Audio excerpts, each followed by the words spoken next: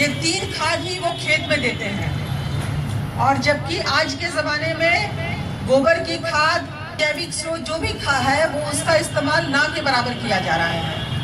आप किसी भी किसान से पूछ लीजिए, क्या कोई गोबर की खाद या वर्मी कंपोस्ट या कोई भी जैविक स्रोत का इस्तेमाल नहीं करना चाहता है। उन्हें कितना भी बताया जाता है, उसको आसान लगता है कि हम बस यूरिया, अगर हमारे बगल का खेत में कोई किसान 1.25 किलो दे रहा है तो हम 2 किलो देंगे, कोई 2 किलो दे रहा है तो हम 2.5 किलो देंगे। मतलब प्रतिस्पर्धा चल रही है, कंपटीशन चल रहा है कि हम तुमसे ज्यादा ही देंगे, कम नहीं देंगे।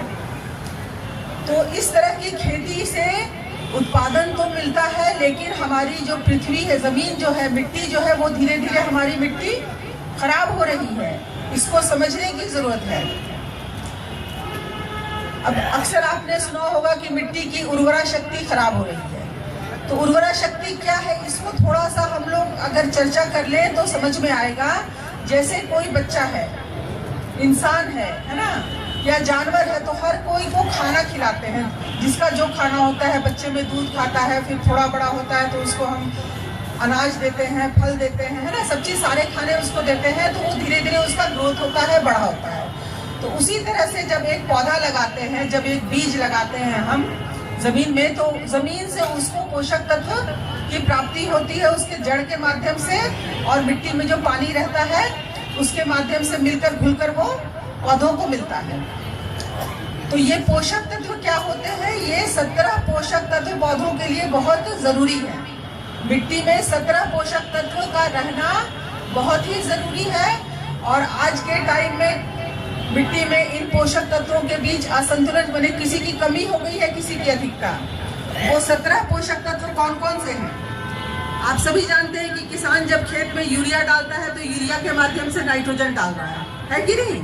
कितना यूरिया में नाइट्रोजन होता है जान रहे हैं आप लोग? सब लोग 46% नाइट्रोजन होता है। तो जब किसान खेत में यूरिया डालता है तो वो नाइट्रोजन डालता है, डीएपी के माध्यम से नाइट्रोजन, फास्फोरस दोनों डाल रहा है, और पोटाश के माध्यम से वो म्यूरेट ऑफ पोटाश के माध्यम से पोटेशियम डाल रहा है। तो इस तरह से किसान सिर्फ 3 पोषक तत्वों को खेत में डाल रहा है, एन, पी और के।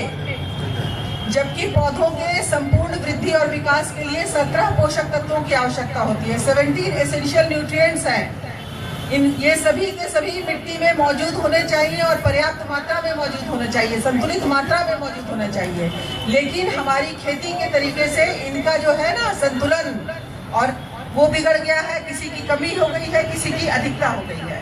तो इस पर ध्यान देने की बहुत जरूरत है। ये पोषक तत्व है कार्बन, हाइड्रोजन, ऑक्सीजन, जिसके लिए हमें कुछ नहीं देना पड़ता है। ये पौधे हवा और पानी से प्राप्त कर लेते हैं। बच गया एनपीके, तो ये किसान यूरिया, डीएपी से दे रहा है फिलहाल। कैल्शियम, मैग्नीशियम, सल्फर जो है द्वितीयक पोषक तत्व है, जिसके लिए किसान अलग से नहीं देता है। और कुछ पोषक तत्व जिसे हम सूक्ष्म पोषक तत्व कहते हैं, वो है zinc, copper, iron, manganese, boron, molybdenum, chlorine और निकेल। ये मतलब समझिए कि जैसे हम खाना खाते हैं तो चावल और रोटी अधिक मात्रा में खाते हैं, उसके बाद सब्जी खाते हैं और दाल खाते हैं, और चटनी, अचार तो एकदम थोड़ा खाते हैं। तो उसी तरह से पौधों का पोषक तत्व एनपीके वो अधिक मात्रा में लेता है।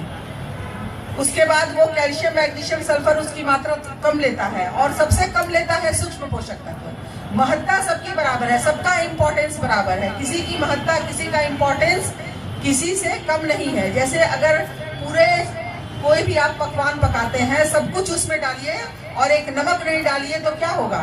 वो पकवान बर्बाद हो जाएगा, है ना? तो महत्ता, नमक चाहे थोड़ा ही हम ले रहे हैं, लेकिन उसकी महत्ता तो अपनी जगह बहुत ज्यादा है। तो उसी तरह से सूक्ष्म पोषक तत्व पौधे बहुत कम मात्रा में लेते हैं, लेकिन उसकी महत्ता किसी से कम नहीं है। उनकी